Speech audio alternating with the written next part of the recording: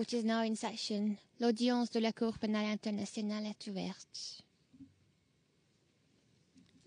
Please be seated. Veuillez vous asseoir.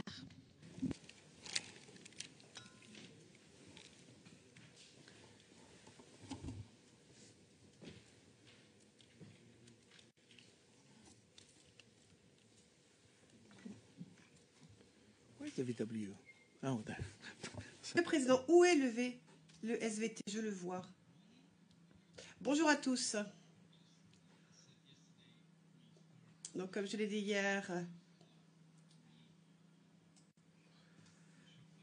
nous allons parler du calendrier des comparutions des témoins, puisque le bureau des procureurs souhaiterait modifier l'ordre de comparution. Et hier, nous étions convenus d'en parler aujourd'hui, ce matin. Cela dit, les discussions ont été faites par écrit. Il n'y a plus de problème. Tout ce qu'il nous reste à faire,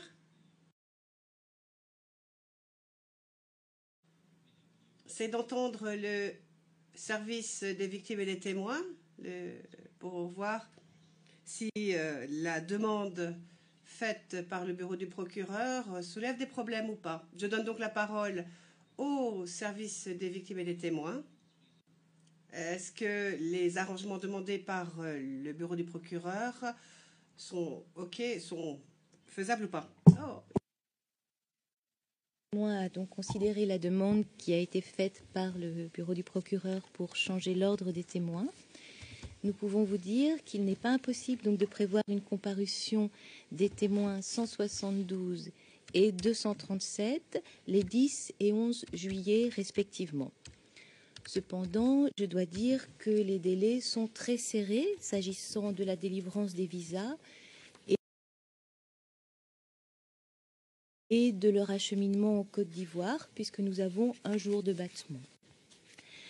À ce titre, nous avons donc contacté les autorités néerlandaises pour leur demander s'il était possible de réduire les délais de délivrance de visa, ce qu'elles ont fait, puisque dès lors, ceux-ci pourront être délivrés ce vendredi, donc le 30 juin, au lieu du 4 juillet, tel que c'était initialement prévu.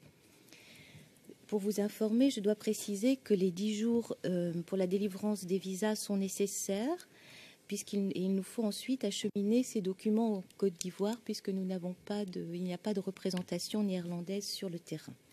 Donc, pour conclure, théoriquement, et s'il n'y a pas de difficulté, il est possible d'envisager donc une date avancée pour permettre la comparution des témoins. Voilà. Soyez assurés que de notre côté, nous avons fait et nous ferons tout ce qui est nécessaire pour que cela puisse se faire dans les meilleurs délais.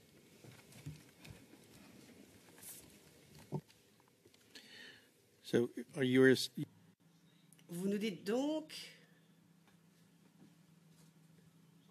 que la proposition du bureau du procureur est difficile mais faisable, c'est cela?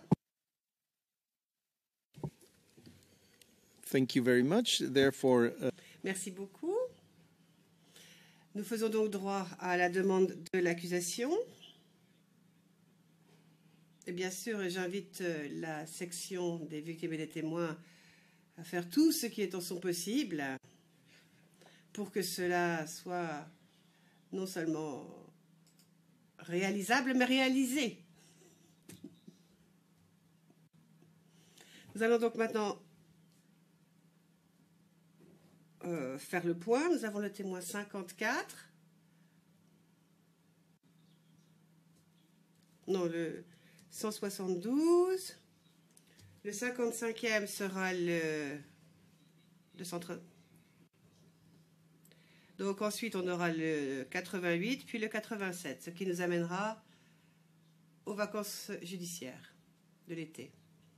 172, 237, 88, 87, dans cet ordre-là. Merci beaucoup. N'oubliez pas de nous tenir au courant de l'avancement de vos démarches. Merci. Et je pense que nous pouvons faire venir le témoin au prétoire maintenant. witness 226 again. Il s'agit donc du témoin 226.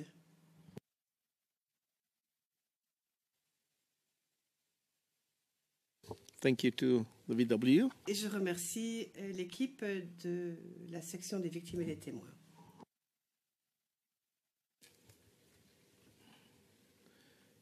We can now continue with the witness. Et donc nous allons, comme je l'ai dit, poursuivre l'interrogatoire du témoin P226. Et c'est au tour de la défense de M. Blégoudet. Hier, elles nous ont bien dit qu'elles s'en tiendraient à la première séance de cette journée, ce qui nous leur en sommes fort reconnaissants. Et nous reprendrons après la pause café, donc avec le témoin suivant, c'est-à-dire le 229.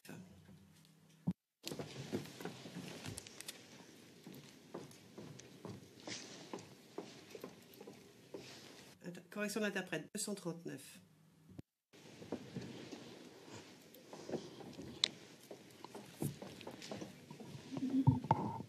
Good morning, Mr. Witness. Bonjour, monsieur le témoin. Bonjour, Monsieur le Président. Today it's time for... C'est maintenant la défense de monsieur Blégoudet qui va vous poser des questions. Cela vous va? Vous allez bien? Vous vous sentez bien? Oui, Monsieur le Président. Okay, then I... Très bien, je donne donc la parole à Maître Knops, qui est le conseil principal de l'équipe de défense de monsieur Blégoudet, et c'est lui qui va vous poser des questions. Maître Knops, c'est à vous. Maître Knops, bonjour, messieurs, madame les juges. Donc, je m'appelle Maître Alexander Knops et je suis avocat de l'équipe de défense de monsieur Blégoudet. Et j'ai quelques questions à vous poser à propos de l'utilisation des mortiers. Et ensuite, ce sera Maître Claver-Henry, mon confrère, qui vous posera des questions sur d'autres sujets. Alors, ma première question porte sur ce que vous nous avez dit hier. À la transcription anglaise, page 8, notre transcription d'hier, ligne 12 à 19, vous avez dit que vous n'avez pas pu terminer votre formation CA2 au cours de la crise post-électorale parce que la situation avait empiré. Vous vous souvenez avoir dit cela hier, j'imagine. Alors, monsieur le témoin, vous souvenez-vous si vous avez dit aux enquêteurs du bureau du procureur la même chose? Est-ce que vous leur avez parlé de ce fait? 2013. On vous a posé des questions en 2013 et en 2015. Alors, est-ce que vous vous rappelez ce que vous avez dit aux enquêteurs à propos de votre formation CA2 et du fait que vous l'auriez ou vous ne l'auriez pas terminée?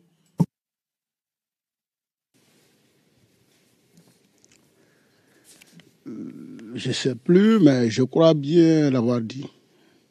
Comme ça fait quelques années, mais je pense l'avoir dit. Yes. In 2013, Mr. Question en 2013, monsieur le témoin.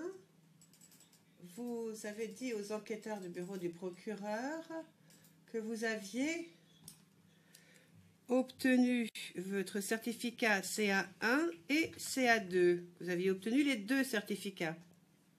Pour les juges, je dis que cela se trouve à CIV OTP 0039 0146, paragraphe 10, dernière phrase.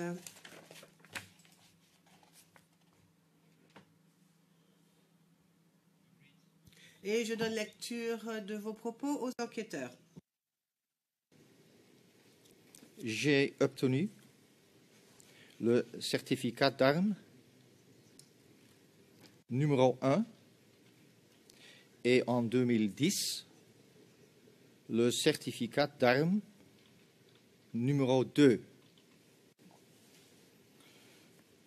This was said by you in 2003. Donc c'est ce que vous avez dit en 2013. Vous souvenez-vous avoir dit cela? aux enquêteurs à l'époque?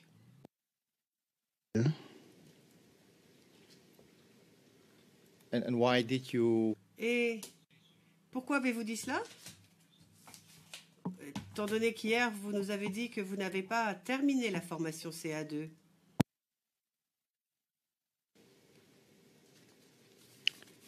Ok, je l'ai dit parce que, effectivement, en 2010, comme je l'ai dit hier, j'étais au CA2, en stage au CA2, au Baza.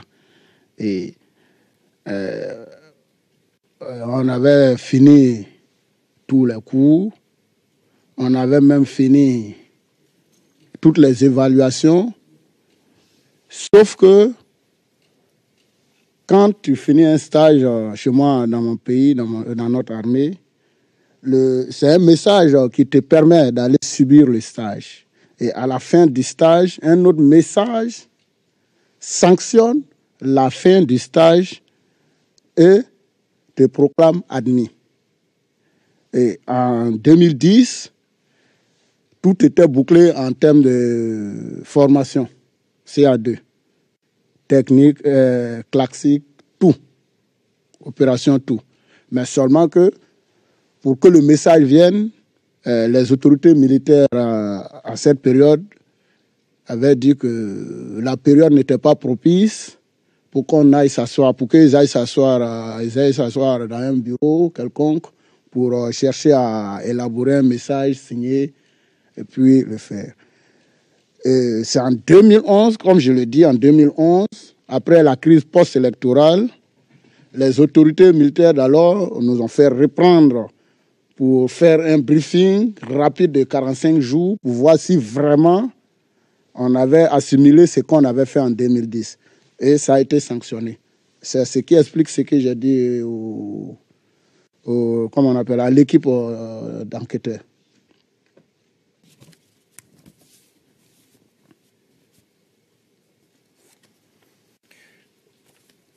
Did you not?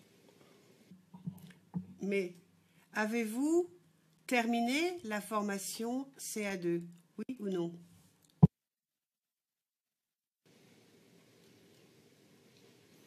Why did you say yesterday that you? Alors pourquoi hier avez-vous dit que vous n'avez pas été en mesure de terminer cette formation? J'ai dit hier que je n'avais pas terminé cette formation parce que pour moi, terminer un stage, ça devait être sanctionné par un message comme commencer un stage. Il faut un message, une autorisation qui vous permet de commencer le stage quand les instructeurs, les formateurs finissent, avec les évaluations faites, les calculs, tout, les notes sont là. Et il faut encore un message pour dire oui, tel élément autorisé ou admis à faire, non, autorisé à faire tel stage est admis et peut être utilisé en tant que temps au sein de cette arme ou bien de cette unité. Donc, ce message sanctionnant la fin, c'est lui qu'on ne nous avait pas encore délivré. Donc, c'est à cause de ça, j'ai dit non, qu'en 2010, on n'avait pas pu terminer. Sinon, classiquement, tout était clos. Mais du point de vue administratif, ce n'était pas clos. Voilà. So you're saying that you didn't receive the... Donc, vous nous dites que vous n'avez pas reçu le certificat des autorités sanctionnant votre formation. C'est cela? Vous n'avez pas reçu le diplôme? Si. Why did you say to the prosecution 2013? Alors, pourquoi en 2013 avez-vous dit au bureau du procureur que vous avez bel et bien reçu ce certificat alors qu'en 2015, 2 ans plus tard, lorsque vous étiez interviewé par les enquêteurs du bureau du procureur, vous avez dit que vous aviez reçu ce certificat. Donc en 2013 et en 2015, vous avez dit au bureau du procureur que vous aviez bien reçu votre certificat de formation CA2 et maintenant vous êtes en train de dire que vous ne l'avez pas reçu, ce diplôme. Alors, où est la vérité? Maître, on parle du paragraphe 11. C'est lui que vous avez lu tout à l'heure. Je pense bien que j'ai dit entre novembre 2010 et avril 2011. J'ai parlé de cette période. J'ai dit qu'en 2010, j'étais en stage CA2. On a fini le stage classiquement. Mais du point de vue administratif, en 2010, le message, le diplôme n'était pas encore délivré par les autorités. Mais en 2011, si, je me rappelle hier même, j'ai parlé de 2010. Je ne sais plus si c'est soit votre collègue ou bien c'est le bureau du procureur qui m'a demandé quand la chose à l'année. J'ai parlé de 2010. Mais en 2011, si, quand la crise, les nouvelles autorités se sont installées, oui, on a repris, comme je vous l'ai dit tout à l'heure, et je vous le disais tantôt, on a repris 2 à 3 semaines comme ça, hein, juste pour un rebriefing pour voir si vraiment on avait encore toujours la notion. Et puis, le message a été délivré. J'aurais su que vous allez me poser la question sur ça pour ne pas qu'il y ait des nuances. Je serais même venu avec le message.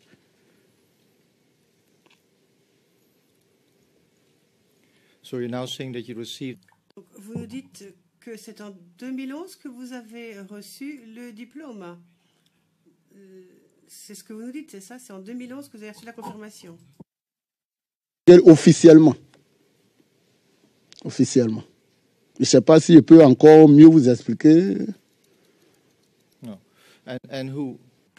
Question. Et qui a délivré ce certificat? Quelle est la personne qui vous a remis ce certificat? Signé par le chef d'état-major général des forces républicaines à son temps, le général Bakaïko Soumaïla.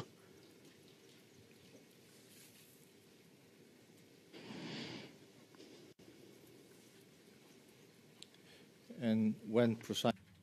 Question. Et à quel moment ce certificat vous a-t-il été remis en 2011? Pouvez-vous nous donner une date précise? Maître, honnêtement, une date précise, non.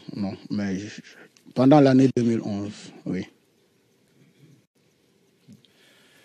So when you. Donc, lorsque vous avez dit aux enquêteurs en 2013 que vous aviez reçu ce certificat en 2010, ce que l'on peut lire au paragraphe 10 de votre déclaration, c'était ce n'était pas correct. Le président, mais tout est clair maintenant, il a dit 2011, c'est bon. Maître Knops, mais le témoin conteste que cela a été mentionné en 2010 et ça devrait plutôt être 2011, d'après lui. Avez-vous un exemplaire de ce certificat avec vous, monsieur le témoin? Pourriez-vous nous le montrer? Que j'aurais su que vous allez me poser une question sur ce fait, je serais venu avec le message sanctionnant. J'allais venir si je l'aurais su. Mais je ne sais pas où est la nuance. Je vous ai dit qu'en 2010, j'ai fini mon stage. C'est administrativement pour me délivrer le papier, le diplôme sanctionnant qui ne m'avait pas été remis. Sinon, j'avais fini la formation totalement, classiquement comme tactiquement. Okay. Voilà. Mr. Witness, my second. Bien. Maintenant, j'ai ma deuxième question. Elle porte sur ce que vous avez dit au juge hier, transcription d'hier, page 14, ligne 20, transcription anglaise, bien sûr. Non, sur la transcription anglaise, c'est la page 15 en fait, ligne 10 et 20. À 3 reprises, vous avez dit à la Chambre que vous pensez que le rayon d'un obus de mortier de 120 mm était de 300 mètres. D'où tenez-vous cette information? D'où je tiens cette information, mais j'ai étudié l'arme. C'est les données précises que je n'ai plus, sinon j'ai étudié l'arme. Donc, c'est normal que j'ai ce genre d'informations.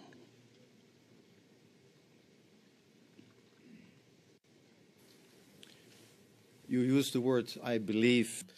Vous avez dit « Je crois que le rayon est de 300 mètres carrés ». Donc, c'est bien ce que vous vous souvenez de l'instruction dispensée par les instructeurs russes et par le manuel russe qui était à la base de la formation. Donc, c'est bien ce que vous avez appris lors de cette formation. Je me rappelle bien que hier, je vous ai dit, je crois bien. Je dis que je n'ai plus les données exactes. Je n'ai plus les données exactes parce que ce n'est pas chaque jour, quand je me réveille, je vais prendre un mortier de 120 et en train de je ne sais pas, l'utiliser ou bien en train de réviser chaque jour dessus. Je suis un soldat, je ne suis pas toujours utilisé sur le 120. Je suis utilisé sur d'autres armes. Je suis utilisé pour d'autres missions. Mais le chiffre qui me revient, hier matin, je l'ai dit, même je l'ai répété au président, que oui, je pense bien que c'est 300 mètres carrés. Si. C'est ce que j'ai dit hier. Thank you. My third. Merci. Troisième question. Elle porte sur l'utilisation des mortiers de 82 et de 81. Est-ce que vous connaissez ces armes, les mortiers de 80 et de 82?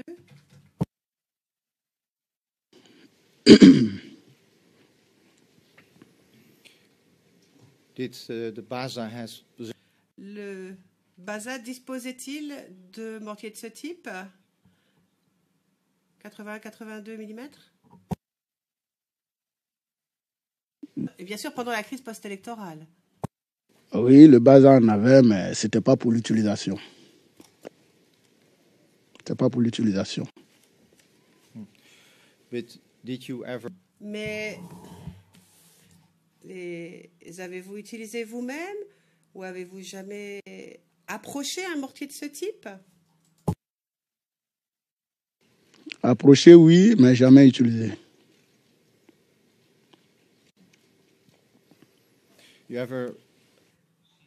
Avez-vous jamais entendu le bruit que fait un mortier de ce type avec des munitions, des vraies munitions?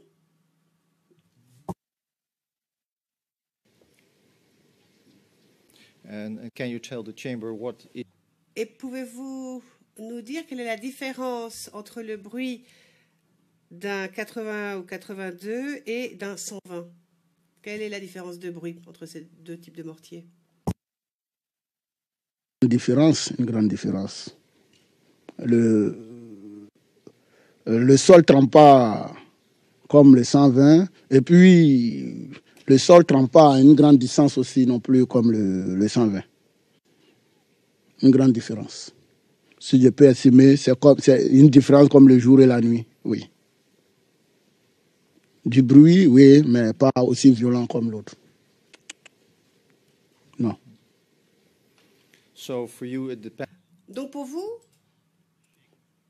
cela dépend un peu de ce que va faire du terrain en fait sur lequel va atterrir l'obus. C'est un peu de ça que ça dépend. Selon le bruit va être différent, selon que ce soit un 82, 81 ou bien un 120. Oui ou non? Même dans l'eau, le 120 cogne plus que le 80 ou le 60. D'ailleurs, même le 80 cogne encore plus que, ou bien ça passe, c'est 81 que le 60. Plus, vous voyez, plus le chiffre est corso, plus ça cogne. Même dans l'eau, le 120 cogne plus que tous. Comme sur la terre. Partout, le bruit et les bruits sont différents. Thank you. My last question relates to what you told it. Et maintenant, Je vais vous poser une question sur ce que vous avez dit à propos de la position du tireur quand il reçoit les coordonnées et sur les calculs que l'on doit faire à partir de ces coordonnées. Donc, transcription d'hier, page 13, ligne 9.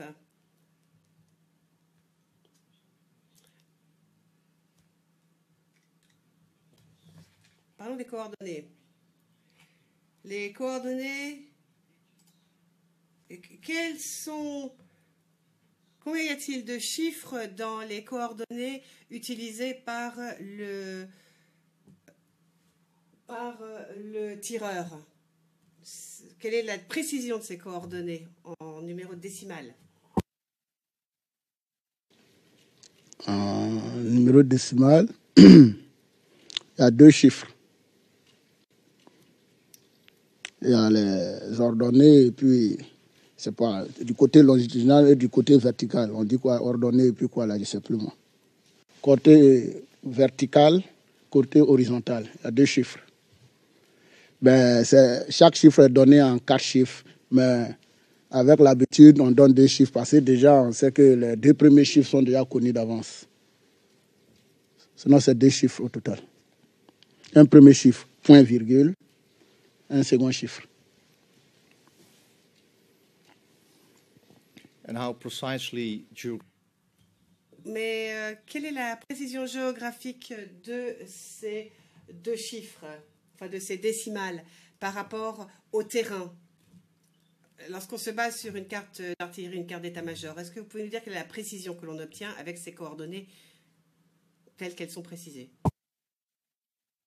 Et l'un des chiffres correspond à la hauteur du côté, on dit longitudinal. L'obus sort du bouche à feu, il va très haut et il redescend au point voulu. L'un des autres coordonnées aussi, c'est le second chiffre, c'est du côté vertical, la longueur de votre position où se trouve le canon, sur la voie terrestre jusqu'à, comment on appelle, au point à atteindre. C'est ce qui donne les 2 coordonnées à utiliser. Yeah. Voilà. Could you confirm, witness that? Monsieur le témoin, pouvez-nous confirmer que lorsqu'on utilise une carte d'artillerie avec des coordonnées ayant 2 à 4 chiffres, cela signifie qu'on a une précision d'environ 50 mètres sur le terrain. Donc en utilisant les coordonnées dont vous nous avez parlé,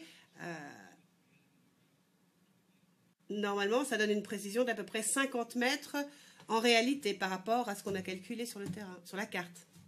Vous êtes d'accord? Précision de 50 mètres?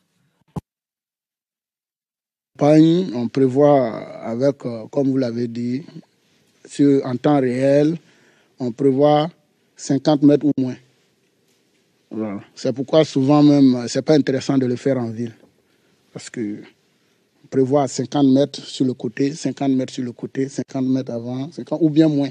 Oui. On prévoit, en tout cas, au maximum 50 mètres.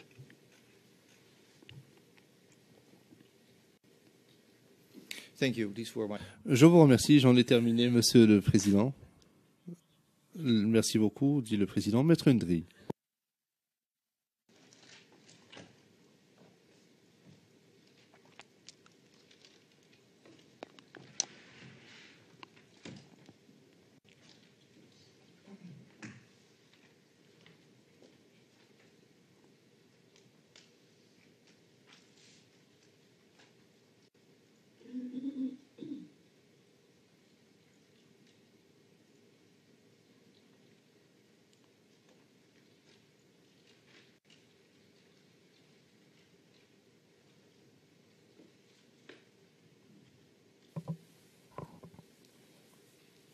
Bonjour, monsieur le témoin. Bonjour, maître. Je suis maître Ndri Claver. Je vais donc continuer de vous poser des questions au nom de l'équipe de défense de monsieur Charles Blegoudé. Je voudrais qu'on revienne sur votre mission à la MACA. vous avez parlé de cette mission hier. Vous nous avez dit qu'il y avait une menace sur cette prison, la maison d'arrêt et de correction d'Abidjan, donc en abrégé MACA. Et cette menace visait à en faire donc sortir des prisonniers et les détenus. Je voudrais, selon les informations que vous avez, cette menace venait donc de qui?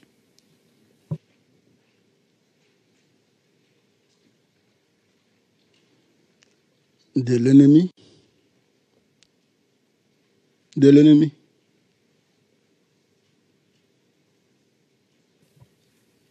Et qui était l'ennemi? Je ne saurais vous dire, maître.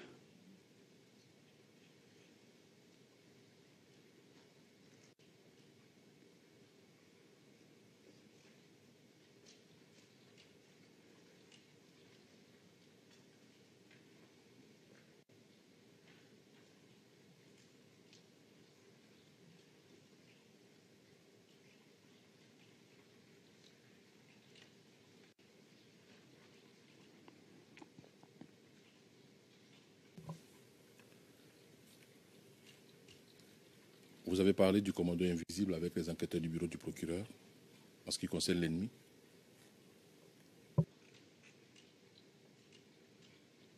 En ce qui concerne l'ennemi, non, ne faites pas ce lien. J'ai dit au bureau du procureur, aux enquêteurs du moins du bureau du procureur, qu'on partait au camp commando d'Abobo pour combattre le commando invisible. Voilà. Donc, comme vous voulez faire un lien, j'aurais souhaité que, oui, le commando invisible fasse partie de l'ennemi, mais ça ne veut pas dire forcément que c'était lui l'ennemi seul. Voilà. À la MACA, on ne parlait pas de commando invisible. C'est à Bobo, au camp commando, là, c'était l'ennemi qui était le commando invisible. Je vais vous confronter à votre déclaration devant les enquêteurs du bureau du procureur. Oui.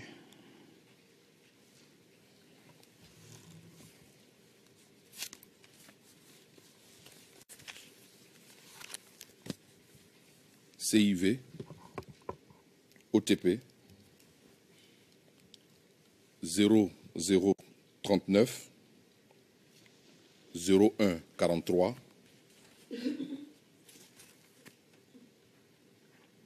page 168, paragraphe 82.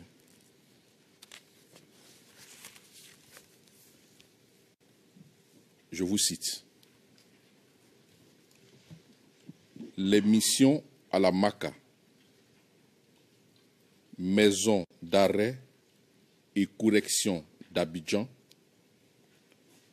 se déroulaient aussi pendant la même période. La MACA est située en face à la zone industrielle de Yopougon, en bordure de la forêt de Banco. On avait dit que l'ennemi allait venir casser la MACA et libérer les prisonniers. Notre ennemi était le commando invisible. Fin de citation. Monsieur le témoin, à la lecture donc de votre déclaration, l'ennemi avait bel et bien un visage et c'était le commando invisible.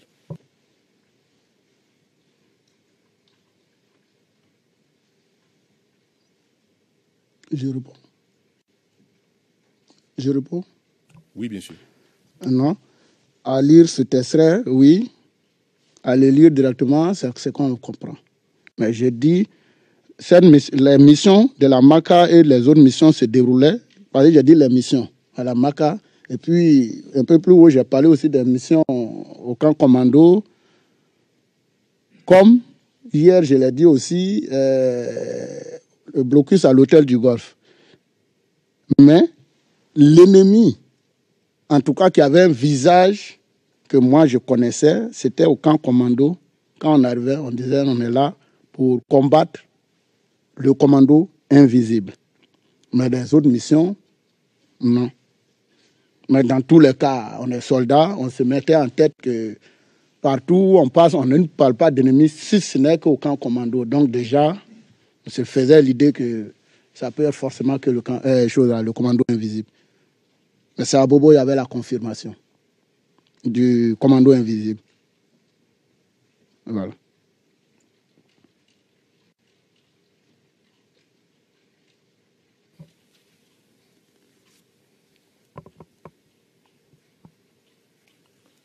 Monsieur le témoin,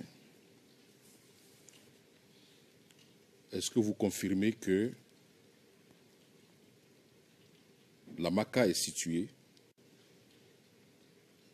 sur une trajectoire donc, qui relie donc Abobo à Yopougon? Exact. D'accord. Pendant votre mission à la Maka, est-ce que vous avez assisté à un mouvement, donc exode de la population de la commune d'Abobo vers Yopougon lors de votre mission à la Maka? Oui, vice-versa même. Ce n'était pas quittant à Yopougon pour Abobo seulement, d'autres aussi quittaient Abobo pour Yopougon. Mais il y avait vraiment un grand mouvement, de part et d'autre.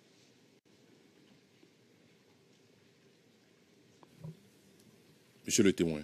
Oui. Ma question, oui, c'est est-ce que lors de votre mission à la maison d'arrêt de correction d'Abidjan, oui, vous assistez donc oui, à une sortie massive de la population d'Abobo oui, vers Yopougon? oui. Je vous ai dit oui, des deux côtés. Donc, on assistait aussi Voilà. à la sortie de la population de Yopougon vers Abobo. Voilà. Si, comme c'est ce point qui vous intéresse, oui. Oui. Monsieur le témoin. Oui. Il n'y a aucun point qui m'intéresse. Je cherche tout simplement à savoir. Je vous pose des questions. Vous me dites ce que vous avez vécu et ce que vous avez vu. OK. Donc, je dis que j'ai vu une grande partie de la population passer de Yopougon vers Abobo, comme une grande partie de la population quittait d'Abobo vers Yopougon. Le mouvement était dans les deux sens.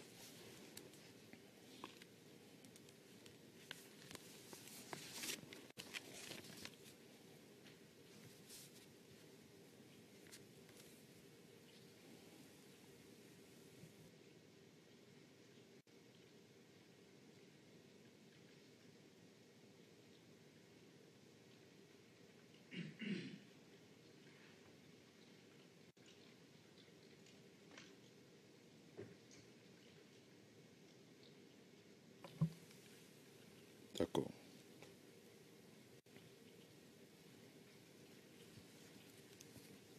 Est-ce que vous pouvez nous situer sur la période donc, de cette mission à la Maka?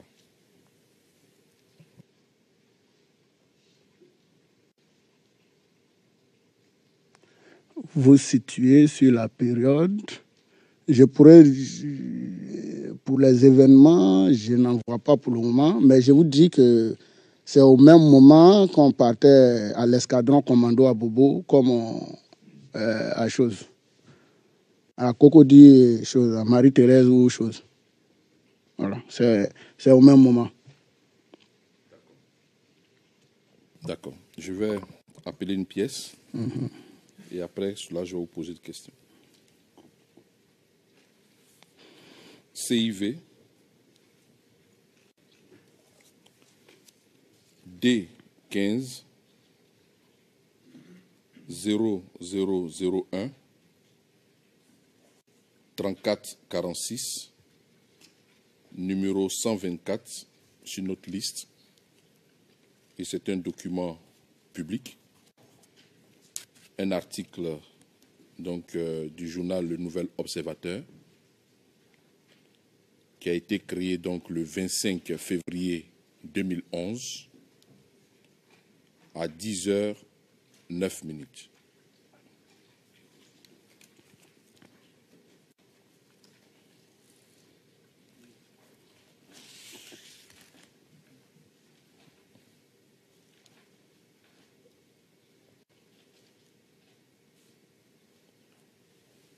Monsieur le témoin, vous voyez le document à Oui, l'écran? c'est la photo où il y a un monsieur qui a des bagages sur la tête. OK. Exactement. Alors, je vais d'abord lire un point et vous poser ensuite la question. Your Honors. Monsieur MacDonald, Monsieur le Président, la première question devrait être la suivante. Est-ce que vous avez jamais vu cet article avant aujourd'hui? Ensuite, il s'agit simplement de lui faire part des faits. Il s'agit d'un article de presse. Si la date est établie, nous n'avons pas d'objection. Mais s'agissant du contenu, le président intervenant, oui, nous savons quelle est la valeur d'un article de presse. Maître Ndri. Merci, Monsieur le Président. Je pense que ces réponses-là ont toujours été données en ce qui concerne ce type d'article qu'on montre. On pouvait quand même nous faire l'économie de ces objections qui ont toujours la même réponse. Je lis ceci. Des milliers d'habitants quittaient vendredi 25 février au matin le quartier d'Abobo à Abidjan. Théâtre depuis plusieurs jours de combats entre forces fidèles au président ivoirien sortant, Laurent Gbagbo, et un groupe armé, ont constaté des journalistes de l'AFP. Fin de citation. Monsieur le témoin, ce journaliste donc, qui rapporte cette information parle du 25 février. Est-ce que cette date semble correspondre à la période de votre présence à la MACA? Le 25 février, oui, c'est possible, presque vers la fin. Sinon, oui, avec ça commence à me rafraîchir la mémoire. Janvier, février, oui. Merci, monsieur le témoin. Alors, cette image que vous voyez, ce monsieur, est-ce que lorsque vous étiez à la MACA, parmi ces personnes donc, qui faisaient ces mouvements, la population, est-ce que ces images-là, je ne dis pas ce monsieur forcément, oui, je dis ces images, est-ce que vous avez été donc coutumier de ces images pendant cette période-là, lorsque vous étiez en mission à la MACA? Ces images, oui. Pas cette image, ce genre d'image, oui. Oui, je vous ai dit, oui. D'accord, monsieur le témoin. À pied, ça tourne, oui. Alors, votre mission à la MACA visait exactement, c'est-à-dire cette sécurité. Comment est-ce que vous procédiez donc par rapport à cette sécurité à la MACA? Vous en avez parlé au bureau du procureur. Si vous vous souvenez, vous le dites. Dans le cas contraire, je pourrais vous rafraîchir la mémoire. Oui. À la MACA, nous, soldats, nous, on était là en train d'assurer la défense. Et on n'était pas les seuls. Dans la mission, on était accompagné des policiers et de la gendarmerie. Et c'est la police et la gendarmerie qui procédaient au contrôle d'identité. Parce que si cette image, il n'y a pas de véhicule, mais je vous rassure que les véhicules aussi passaient dans les deux sens. Hein. C'était un mouvement d'exode à chaque côté. Et la police et la gendarmerie procédaient au contrôle d'identité. Je me rappelle bien même, j'étais positionné une fois sur un BTB ZU, oui, à côté de ma position, il y avait un checkpoint de la police et de la gendarmerie. Les deux corps sont mélangés et ensemble, ils procèdent. C'est eux qui procèdent aux fouilles des bagages, au contrôle d'identité, parce que nous, on n'en avait rien à foutre. Nous, c'était le combat, c'était tout.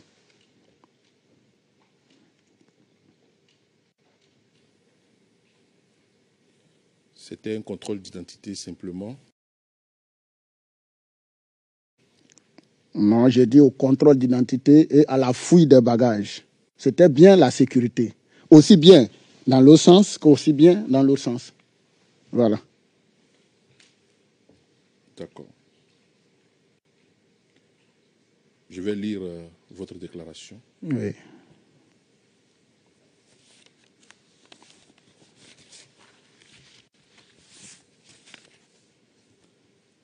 CIV OTP 0039 0143,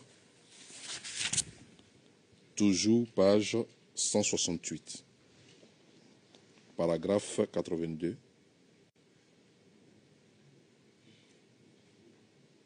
Je cite: il était donc question d'assurer la sécurité et aussi de filtrer la population pour empêcher que quelqu'un ne rentre dans notre zone avec une arme ou que quelqu'un ne sorte de cette zone avec une arme. Fin de citation. Vous confirmez cette déclaration? Oui, c'est moi qui l'ai dit. D'accord.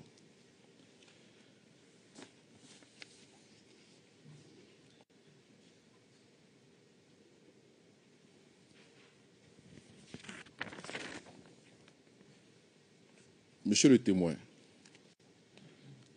durant la crise post-électorale, pendant la crise post-électorale, est-ce que cette menace, donc d'ouvrir les prisons, donc d'ouvrir la MACA, est-ce que cette menace a été par la suite donc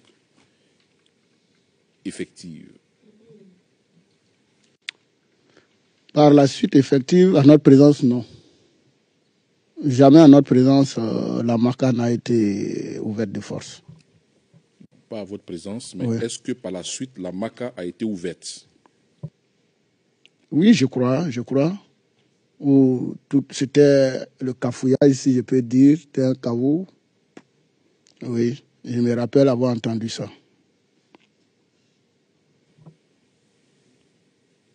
Monsieur le témoin, oui. Lorsque vous étiez à la MACA, oui.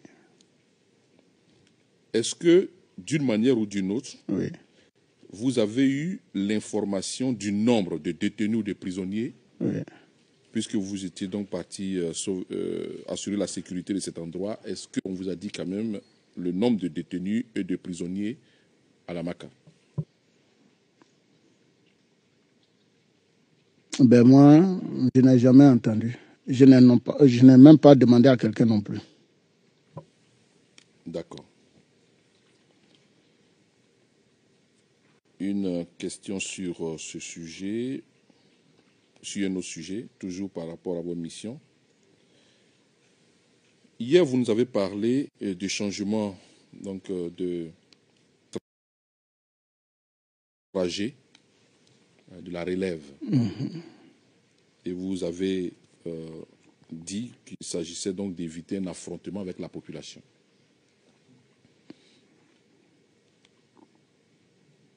Est-ce que le changement, ou du moins le trajet d'une relève dépend de vous, soldat, ou du commandant du PC?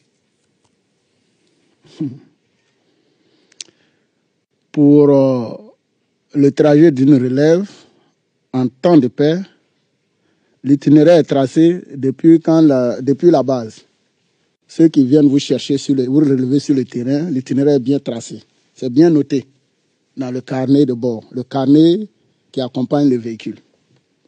Le retour, vous êtes censé prendre le même itinéraire. Ça, c'est en temps de paix. Mais en temps de guerre, la situation change. On prend l'itinéraire, quel que soit le nombre de kilomètres. On peut même négocier 1 kilomètre pendant toute une journée, pourvu qu'on puisse arriver sain et sauf. Donc, étant à l'escadron commando d'Abobo et venir sur Agban ou bien soit à Kwedo, l'itinéraire était, quand la relève, la montante arrive, et puis nous, la descendante, il y a un petit rassemblement, et puis ensemble, avec le chef d'élément ou bien le commandant du détachement qui est là, ensemble, on essaie de voir quel est l'itinéraire propice à prendre, parce que le chef d'élément qui est là demande si, parmi les éléments, un a des informations sur les 2 itinéraires possibles, ou même tous les itinéraires possibles qui mènent. Si jamais, est-ce que, en prenant tel côté, un exemple, en prenant l'autoroute d'Abobo, est-ce que là, vous avez des informations comme quoi il y a une masse de population qui se prépare pour venir vous barrer le passage? Ou bien, est-ce que avec vos informations que vous avez sur le terrain passé, je vous ai dit hier, le soldat, il a d'abord le devoir de se renseigner avant de bien faire le combat, pour pouvoir bien faire son combat. Le chef d'élément demande, est-ce que, en vous renseignant, quelqu'un n'a pas appris que si telle ou telle voie, on peut être attaqué ou bien être emmerdé sur le chemin. Et puis, de concert, le chef décide maintenant, avec les informations qu'il a, qu'on prenne telle voie. Sinon, en temps de paix, il n'y a pas de problème, c'est préétabli. Mais en temps de guerre, non. D'accord. Donc, pour être bref, nous avons des informations. Que le changement de trajectoire était pour éviter la menace du commando invisible. Je ne vais pas rejeter en bloc ce que vous avez dit en ce qui concerne la population, mais est-ce que ça aussi c'était une réalité? Ben oui, mais c'est un fait qu'on prenait en compte aussi. Oui. D'accord.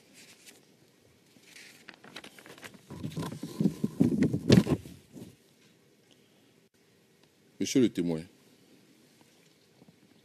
est-ce que vous connaissez M. Baba Elvis? Est-ce que ce nom vous dit quelque chose, M. Baba Elvis? Oh, maître, oui, oui. Avec le cœur très meurtri, je vous réponds oui.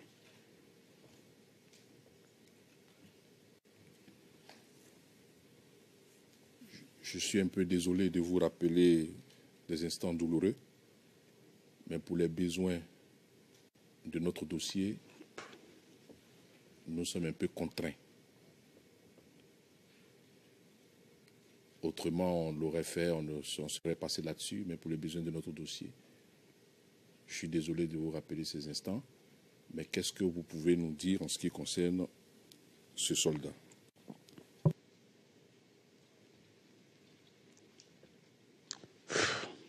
Avec un grand effort, je vous dirais que Baba Elvis, le caporal Baba Elvis, oui, c'était un ami, un grand ami. Un grand ami qui avait de l'estime pour moi. J'avais aussi de l'estime pour lui. En dépit de tout ce qui pouvait en ce moment, ce qui pouvait diviser des Ivoiriens, plutôt c'est ce qui nous réunissait. Il était bêté, chrétien, moi c'est nouveau, animiste, Et puis, on n'avait pas la même lecture des choses, mais à chaque fois qu'il y avait une incompréhension, ensemble on s'asseyait et puis on essayait de discuter d'idée en idée pour essayer de comprendre parce qu'il avait, je me rappelle bien, il avait quand même un adage, il dit tout compte faire, la Côte d'Ivoire c'est notre pays à nous deux, et donc tout va finir si on est toujours vivant, on est obligé de vivre ensemble, donc il va falloir faire ça de manière vraiment classique pour ne pas... Même en causant avec, quand quelqu'un le trouvait en train de causer avec moi, il se plaignait, voilà, tu causes avec lui là, c'est eux qui sont comme ça. Et il arrivait à dire à ce dernier, non, c'est pas ça, ne comprenez pas la vie comme ça. Mais hélas, j'étais ensemble avec lui en mission. On a terminé la mission, on devait rentrer. Je l'ai trouvé là, il s'empêchait même pas de s'apprêter pour qu'on quitte les lieux, pour aller se reposer. Je suis venu le voir, j'ai dit, mais tiens, jeune, qu'est-ce qui se passe? Et il m'a laissé entendre que non, qu'il avait été puni. Et je lui ai dit, pourquoi? Il a dit non, que l'officier, je me rappelle plus du nom, mais c'était un lieutenant, avait estimé que lui, il avait fait un cas d'indiscipline. Donc, il devait doubler le temps de service comme punition.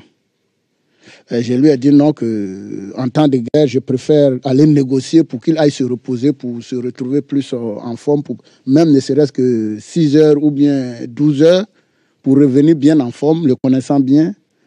Il a dit avec la fatigue, 48 heures sur le terrain, tu commences à oublier certains réflexes, ça peut nous coûter cher. Il a dit non, ancien, vas-y, tout ce que Dieu fait est bon. Je te retrouve au camp. Je ne sais pas dans quelles conditions, j'étais au camp. J'étais sous la douche. Je l'ai même expliqué aux enquêteurs du bureau du procureur. Lorsque l'une de mes classes est venue me trouver sous la douche et puis les larmes aux yeux, je lui ai dit, mais la classe, tiens, il y a quoi? Il dit, ben, c'est pas le meilleur moment, mais il faut que je te le dise. Tu viens de perdre ton ami Baba Elvis. Il dit, oh là. Il est où? Il dit, il est dans l'ambulance à l'infirmerie. Je suis allé. Effectivement, je l'ai trouvé là.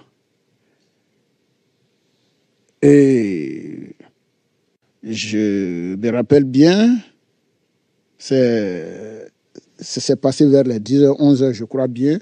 Et c'est en début d'après-midi, bon, ben, les aéronefs onusiens sont passés nous jeter les pelots. Ça m'a vraiment fait quelque chose. Même après la crise, j'ai été appelé par ses parents pour savoir où se trouve le corps, pour quand même, on est africain, pour quand même faire les rites et rituels. Je n'ai même pas pu leur dire parce que je crois que l'ambulance, mais puisque l'infirmerie aussi a pris feu, je pense que l'ambulance a brûlé avec lui. Donc ça fait que je n'aime pas trop parler de cette histoire, mais comme vous le dites, maître, c'est dans le but d'éclairer la cour. C'est ça, je vais vraiment m'arrêter là, maître, sur ce sujet. Merci, monsieur le témoin. Juste à compléter, par qui a été menée cette attaque au cours de laquelle votre ami Baba Elvis, selon les informations, vous avez dit que vous n'étiez pas sur le terrain, mais selon les informations, par qui a été menée cette attaque? Et dites-nous si, avec lui, il y a d'autres personnes aussi qui ont trouvé la mort, même si vous ne les connaissez pas. Si vous pouvez donc nous dire juste cela. Par qui a été menée l'attaque et il y a eu combien de morts selon les informations que vous avez reçues?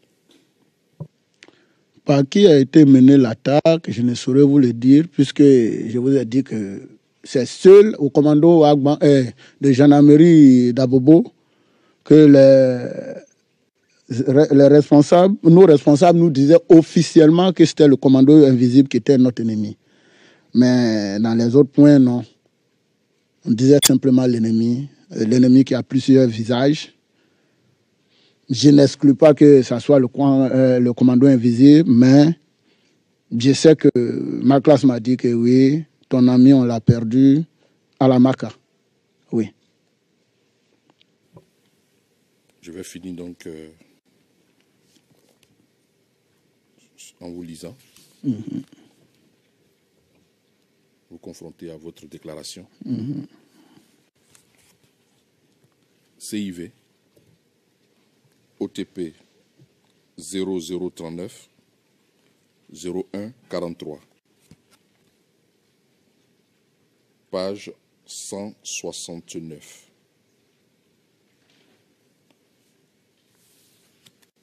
Je lis, je vous cite. Au moins 4 personnes sont mortes parmi les FDS. 2 sont morts sur le champ et 2 autres dans l'ambulance. C'était le commando invisible qui a mené cette attaque. Ce jour-là, je n'étais pas là. J'étais au camp d'Akwedo. Ce sont les collègues qui étaient là qui me l'ont raconté quand ils sont rentrés au camp. Fin de citation. Confirmez-vous votre déclaration donnée devant les enquêteurs du bureau du procureur? Oui, maître. Merci, monsieur le témoin. Nous n'avons plus de questions à vous poser. Your Honor, if I may, just on this last point, I think it would be... Monsieur, puis-je faire une observation, s'il vous plaît? Dit monsieur Garcia. Le président, vous pouvez poser des questions supplémentaires, n'est-ce pas? Monsieur Garcia, oui, justement, j'ai quelques questions à poser à ce propos. J'aimerais savoir quand c'est arrivé. Je pense que ce serait fort utile pour le dossier. Le président, en effet. La défense de M. Charles Blegoudé n'a plus de questions à poser aux témoins.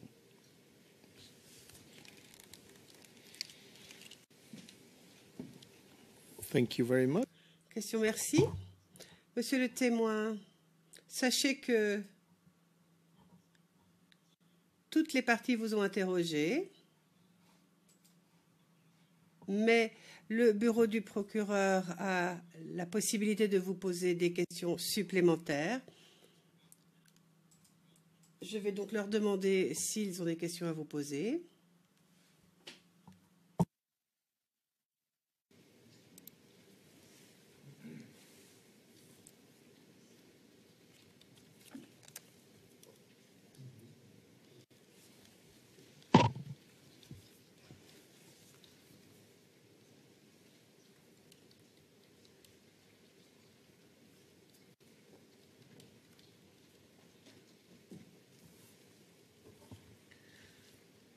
Mr. Garcia?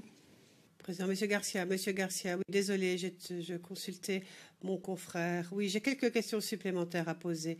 Le président, très bien, allez-y. Vous avez la parole. Alors, monsieur le témoin venait juste de nous parler, de par les questions de l'avocat de la défense sur un incident qui a eu lieu. Est-ce que vous êtes capable de nous donner une référence quant à quand c'est arrivé? Est-ce que c'était avant le bombardement que vous nous avez parlé du marché d'Abobo ou après? Le cas du décès de mon ami, là, mon collègue. Effectivement, sur les dernières questions qu'on vous a posées. Oui, c'est bien après le bombardement du marché. Est-ce que vous avez un autre point de référence ou quelque chose d'autre pour nous dire une date particulière?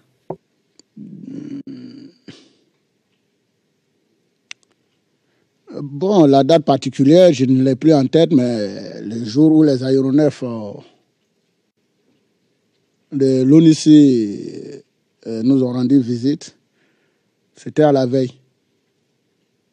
Parce que c'est le même jour, c'est-à-dire le matin du même jour que le camp a été bombardé, le nouveau camp a été bombardé par les aéronefs onusiens. C'est dans la matinée, j'ai pu situer ça entre, je ne sais pas si c'est 9h, 10h ou 11h, que le corps est arrivé.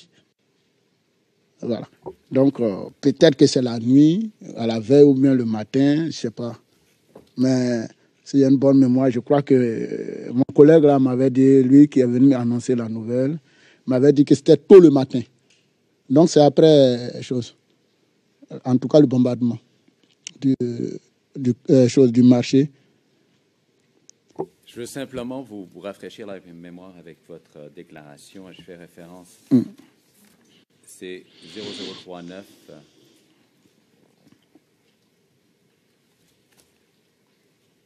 0143 et c'est à la page 0168, paragraphe 83.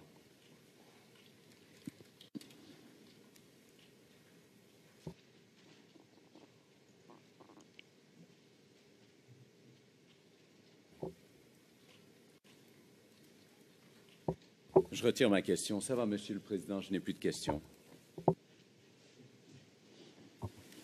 Thank you very much. Très bien, merci. Je demande maintenant au Conseil de la Défense de Monsieur Gbagbo s'ils ont des questions supplémentaires. Même question pour l'équipe Blé-Goudet. Maître Knops, pas de questions supplémentaires. Le Président, merci. Monsieur le témoin, je peux vous dire que votre interrogatoire est terminé. Vous avez fini de témoigner devant la Cour pénale internationale. Je vous remercie d'avoir pris le temps de venir, d'être venu répondre aux questions des parties. Merci beaucoup et bon retour chez vous. Merci beaucoup. Et je vais demander à Madame l'huissier d'escorter le témoin hors du prétoire.